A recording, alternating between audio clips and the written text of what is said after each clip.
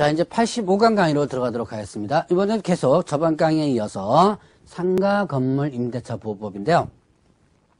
자, 이 상가 건물 임대차 보호법에서 이제 주택임대차 보호법과 또 다른, 자, 계약갱신 요구 부분도 주택임대차 보호법에 없는 내용이지만 이 권리금 내용도 주택임대차 보호법에 없는 내용이고요. 이거는, 제 작년에 생겼던 부분입니다. 2015년 때 새롭게 들어온 내용으로서 사실 배우다 보면 뭔가 좀 이상해요. 엉터리로만 개정돼가지고 문제가 좀 많아요. 그러나 문제가 많더라도 법은 법이기 때문에 여러분들이 공부를 좀 해놓고요. 앞으로 개정된다고 하는데 언제 개정할지 모르겠습니다. 개정되면 그때 다시 한번 체크를 해서 한번 또 강의를 또 하도록 하죠. 자, 이때 권리금과 관련된 부분인데요. 자, 권리금은 임대차 목적물인 상가 건물에서 영업을 하는 자 또는 영업을 하려는 자, 영업하는 자나 하려는 자가 영업시설의 비품, 거래처, 신용영업사 노하우, 상가 건물의 위치에 따른 영업상의 자 유형, 무형의 재산적 가치의 양도 또는 이용대가, 재산적 가치의 양도나 그 이용대가로서 임대인이나 임차인에게 보증금과 차임외에 지급하는 금전의 대가다. 금전의 대가를 뭐라 한다? 권리금이다. 권리금은 판례상 나타난 부분에 있어서 법조문에 이렇게 규정되었습니다. 그러니까 이거는 뭐 달달달 외울 필요 없이 그렇구나라고 해서 그냥 넘어가면 돼요. 자, 그러면 권리금 계약이 있습니다. 자, 이 권리금 계약의 이걸 잘 보셔야 돼요. 계약의 주체자가 누군지를. 신규 임차인이 되려는 자가 임차인에게 권리금을 지급하기로 하는 계약이다. 자, 신규 임차인이 되려는 자가 임대인에게, 이렇게 되면 틀리죠. 자, 그때 임대인이 임차인에게 이렇게 하면 틀리죠. 자, 조심하시기 바랍니다. 누가 누구에게? 신규 임차인이 되는 자가 누구에게? 임차인에게 이렇게 된 거죠. 그 권리금을 지급하는 계약을 권리금 계약이라고 한다. 자, 그러면 이때 권리금의 회수 기회를 부여하는데요. 자, 임대인은 임대차 기간이 끝나기 3개월 전부터 임대차 종료시까지, 자, 3개월 전부터 임대차 종료시까지 권리금 계약에 따라 임차인이 주선한 신규 임차인이 되는 자로부터 권리금을 지급받을 것을 방해서는 데, 자, 임차인이 주선한 신규 임차인이 되는 자로부터 권리금을 지급받을 것을 방해서는 안 된다. 방해금지가 끝나기 3개월 전부터 종료시까지예요. 자, 그러면 이때 누구가 임차인이 주선한 신규 임차인. 자, 여기서 임대인이 주선한 신규 임차인이 아닙니다. 임차인이 주선한 신규 임차인이 되는 자로부터 권리금을 지급받을 것을 방해서는 안 된다. 자, 그러면 이때 계약갱신 요구를 거절해서 사유의 어느 하나에 해당하는 경우에는 일단 제외한다 그러는데요. 그런데 이제 예를 들어서 계약갱신 요구를 거절한 사유, 대표는 뭐예요? 3개 차임을 연체한 경우 이런 거죠. 예를 들어서 3개 차임을 연체하는 경우라든가 이런 경우는 일단은 방해도 된다는 얘기예요. 이 방해 금지 규정이 적용되지 않는 거죠. 자, 그러면 이때 금지되는 방해인을 보게 되면요. 임차인이 주선한 신규 임차인이 되려는 자. 누가 주선한 거예요? 임차인이 주선한 신규 임차인이 되려는 자에게 권리금을 요구하거나 누가? 임대인이 권리금을 요구하거나 임차인이 주선한 신규 임차인이 되는 자로부터 권리금을 수수하는 행위. 누가 하는 거예요? 그러니까 권리금을 요구하거나 수수하는 것은 누가? 임대인이 이렇게 하면 안 된다는 거죠.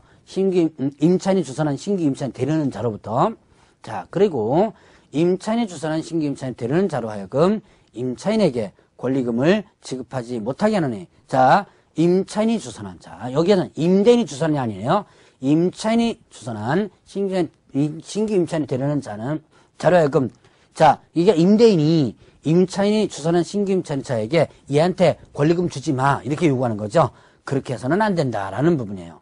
자, 그 다음에 또 임차인이 주선한 신규 임차인이 되는 자에게 상가 건물에 관한 조세 공과금, 주변 상가 건물의 차임 보증금 그 밖의 부담에 따른 금액에 비추어 현저히 고액의 차임과 보증금을 요구하는 행위. 자, 이건 뭐냐면 상가 임대차 보증금이나 월세를 이걸 너무 터무니없이, 시세보다 너무 터무니없이 요구하는 거예요. 그래놓고 뭐 하는 거야? 하든지 말든지 맘대로 해. 대부분 계약을 깨려고 많이 요구하는 경우가 있죠.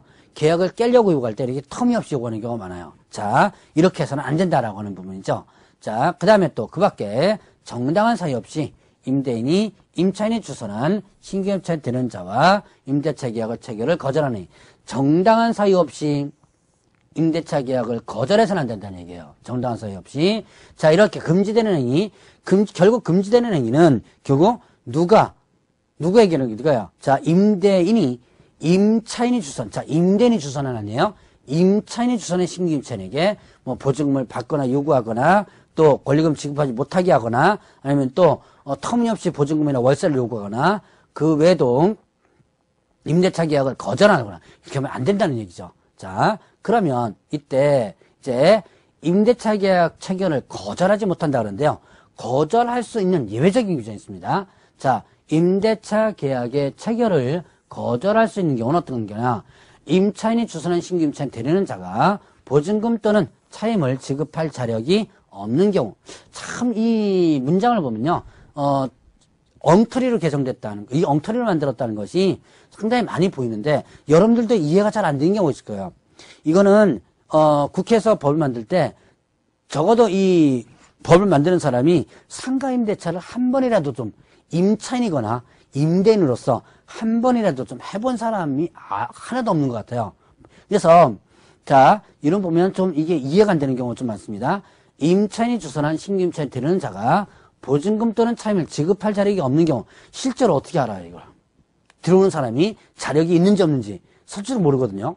자, 그러면 또한 임차인이 주선한 신규 임차인이 되는 자가 임차인으로서 의무를 위반할 우려가 있거나 그 밖에 임대차를 유지하기 어려운 상당한 사유가 있는 경우 의무를 위반할 우려가 있다 한다면 그 도대체 의무를 위반할 우려가 어떻게 우려가 있는지는 모르죠.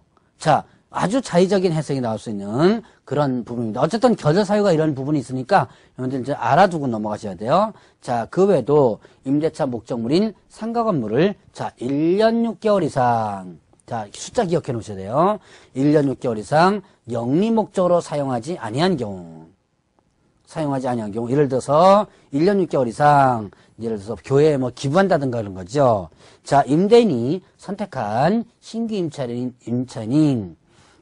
임대인이 선택한 신규 임차인이 임차인과 권리금 계약을 체결하고 그 권리금을 지급하는 경우 누가 선택한 신규 임차인이 임차인이 아니라 임대인이 선택한 신규 임차인이 임차인과 권리금 계약을 체결하고 권리금을 지급한다라고 한다면 이때는 임차인이 주선한 신규 임차인과 계약을 체결을 거절할 수 있다라는 얘기죠. 자, 그래서 이 거절할 수 있는 사유들 잘 한번 체크해 보시고요. 특히 이 숫자 1년 6개월 요거 어려운지 좀 조심해서 보시기 바랍니다. 자, 그러면 손해배상 청구할